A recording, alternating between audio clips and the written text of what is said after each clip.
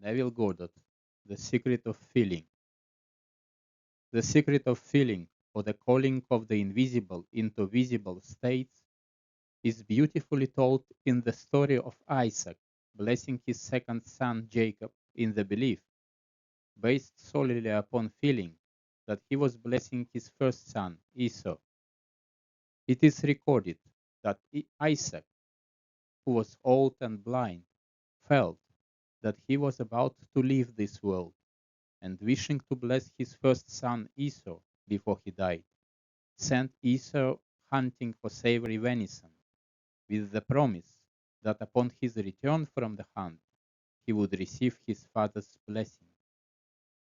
Now Jacob, who desired the birthright or right to be born through the blessing of his father, overheard his blind father's request for venison and his promise to Esau. So as Esau went hunting for the venison, Jacob killed and dressed a kid of his father's flock, placing the skins upon his smooth body to give him the feel of his hairy and rough brother Esau. He brought the tastily prepared kid to his blind father Isaac, and Isaac, who depended solely upon his sense of feel, mistook his second son Jacob for his first son Esau, and pronounced his blessing on Jacob. Esau, on his return from the hunt, learned that his smooth-skinned brother Jacob had supplanted him, so he appealed to his father for justice. But Isaac answered and said, "Thy brother came with subtlety, and has taken away thy blessing. I have made him thy lord, and all his brethren have I given to him as for servants." Simple human decency should tell men that this story cannot be taken literally. There must be a message for men hidden somewhere in this treacherous and despicable act of Jacob. The hidden message, the formula of success buried in this story, was intuitively revealed to the writer in this manner. Isaac, the blind father, is your consciousness, your awareness of being. Esau, the hairy son, is your present objectified world, the rough and sensibly felt, the present moment, the present environment, your present conception of yourself. In short, the world you know by reason of your objective senses. Jacob, the smooth-skinned lad, the second son, is your desire or subjective state, an idea not yet embodied, a subjective state which is perceived and sensed but not objectively known or seen, a point in time and space removed from the present. In short, Jacob is your defined objective. The smooth-skinned Jacob, or subjective state, seeking embodiment or the right of birth, when felt or blessed by his father, when consciously felt and fixed as real, becomes subjectified, and in so doing he supplants the rough, hairy Esau, or the former objectified state. Two things cannot occupy a given space at one and the same time. And so, as the invisible is made visible, the former visible state vanishes. Your consciousness is the cause of your world. The conscious state in which you abide determines the kind of world in which you live. Your present concept of yourself is now objectified as your environment, and this state is symbolized as Esau, the hairy or sensibly felt, the first son. That which you would like to be or possess is symbolized as your second son, Jacob, the smooth-skinned lad, who is not yet seen, but is subjectively sensed and felt, and will, if properly touched, supplant his brother Esau, or your present world. Always bear in mind the fact that Isaac, the father of these two sons or states, is blind. He does not see his smooth-skinned son Jacob, he only feels him. And through the sense of feeling, he actually believes Jacob, the subjective, to be Esau, the real, the objectified. You do not see your desire objectively. You simply sense it, feel it subjectively. You do not grope in space after a desirable state. Like Isaac, you sit still and send your first son hunting by removing your attention from your objective world. Then, in the absence of your first son, Esau, you invite the desirable state, your second son, Jacob, to come close so that you may feel it. Come close, my son, that I may feel you. First, you are aware of it in your immediate environment. Then, you draw it closer and closer and closer until you sense it and feel it in your immediate presence, so that it is real and natural to you. If two of you shall agree on earth as touching on any point that they shall ask, it shall be done for them of my Father which is in heaven. The two agree through the sense of feel. If the agreement is established on earth, is objectified. It is made real. The two agreeing are Isaac and Jacob, you and that which you desire. And the agreement is made solely on the sense of feeling. Esau symbolizes your present objectified world, whether it be pleasant or otherwise. Jacob symbolizes any and every desire of your heart. Isaac symbolizes your true self, with your eyes closed to the present world, in the act of sensing and feeling yourself to be or to possess that which you desire to be or to possess. The secret of Isaac, this sensing, feeling state, is simply the act of mentally separating the sensibly felt, your present physical state, from the insensibly felt, that which you would like to see, to be. With the objective senses tightly shut, Isaac made, and you can make the insensibly felt, the subjective state, seem real or sensibly felt. For faith is knowledge. Knowing the law of self-expression, the law by which the invisible is made visible, is not enough.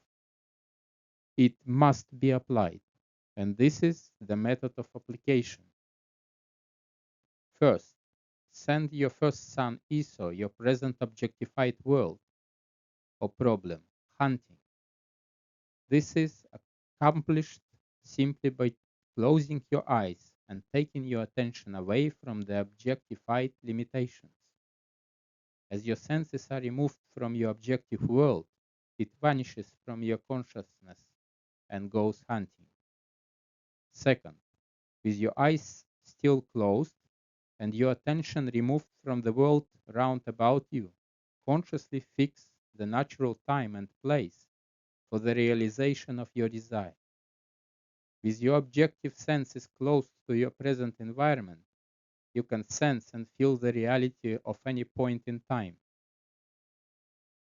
or space, for both are psychological and can be created at will. It is vitally important that the natural time-space condition of Jacob, that is the natural time and space for the realization of your desire, be first fixed in your consciousness. If Sunday is the day on which the thing desired is to be realized, then Sunday must be fixed in consciousness now. Simply begin to feel that it is Sunday until the quietness and naturalness of Sunday is consciously established. You have definite associations with the days, weeks, months, and seasons of the year. You have said time and again, today feels like Sunday, or Monday, or Saturday, or this feels like spring, or summer, or fall, or winter. This should convince you that you have definite, conscious impressions that you associate with days, weeks, and seasons of the year. Then, because of these associations, you can select any desirable time, and by recalling the conscious impression associated with such time, you can make a subjective reality of that time now. Do the same with space. If the room in which you are seated is not the room in which the thing desired would be naturally placed or realized, feel yourself seated in a room or place where it would be natural. Consciously fix this time space impression before you start the act of sensing and feeling the nearness, the reality, and the possession of the thing desired. It matters not whether the place desired to be 10,000 miles away or only next door. You must fix in consciousness the fact that right where you are seated is the desired place. You do not make a mental journey. You collapse space. Sit quietly where you are and turn there-ness into here-ness. Close your eyes and feel that the very place where you are is the place desired.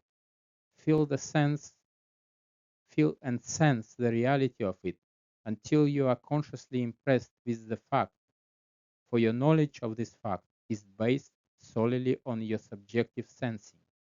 Third, in the absence of Esau is the problem, and with the natural time-space established, you invite Jacob, the solution, to come and fill this space, to come and supplant his brother.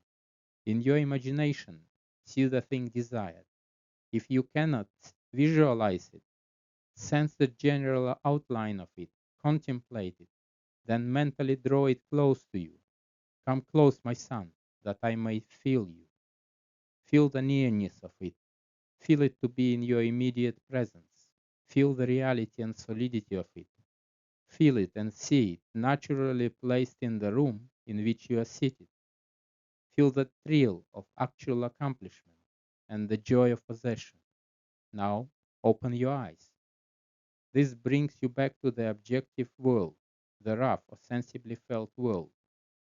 Your hairy son Esau has returned from the hunt, and by his very presence tells you that you have been betrayed by your smooth-skinned son Jacob, the subjective, psychologically felt.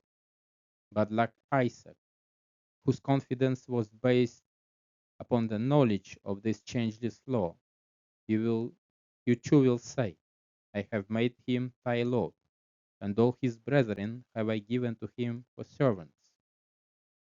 That is, even though your problem appears fixed and real, you have felt the subjective psychological state to be real to the point of receiving the thrill of that reality. You have experienced the secret of creation, for you have felt the reality of the subjective. You have fixed a definite psychological state, which, in spite of all opposition or precedent, will objectify itself, thereby fulfilling the name of Jacob, the supplanter. Here are a few practical examples of this drama. First, the blessing of making a thing real. Sit in your living room and name a piece of furniture, rack, or lamp that you would like to have in this particular room. Look at that area of the room where you would place it if you had it. Close your eyes and let all that now occupies that area of the room vanish. In your imagination, see this area as empty space.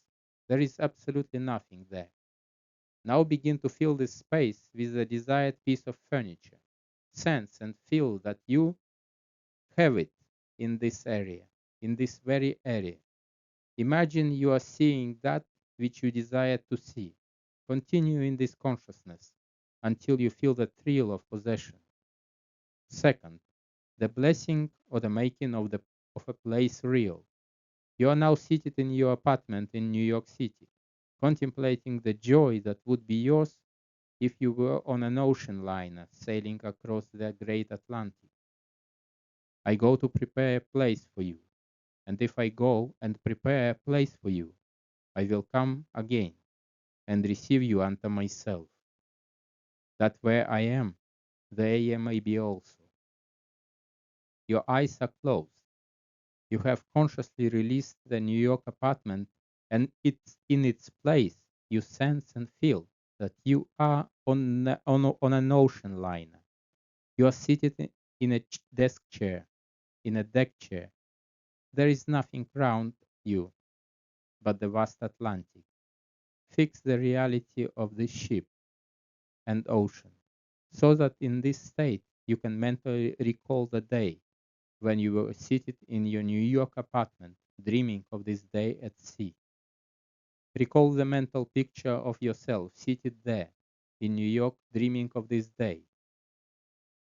In your imagination, see the memory picture of yourself there in your New York apartment. If you succeed in looking back on your New York apartment without consciously returning there, then you have successfully prepared the reality of this voyage. Remain in this conscious state, feeling the reality of the ship and the ocean. Feel the joy of this accomplishment. Then open your eyes. You have gone and prepared the place. You have fixed a definite psychological state, and where you are in consciousness, there you shall be in body also. Third, the blessing of making real of a point in time. You consciously let go of this day, month, or year, as the case may be, and you imagine that it is now that day, month, or year which you desire to experience. You sense and feel the reality of the desired time by impressing upon yourself the fact that it is now accomplished. As you sense the naturalness of this time, you begin to feel the thrill of having fully realized that which before you started this psychological journey in time, you desired to experience at this time. With the knowledge of your power to bless, you can open the doors of any prison, the prison of illness, of poverty, or of humdrum experience. The Spirit of the Lord God is upon me, because the Lord has anointed me to preach good tidings unto the meek. He has sent me to bind up the brokenhearted, to proclaim liberty to the captives, and the opening of the prison to them that are bound,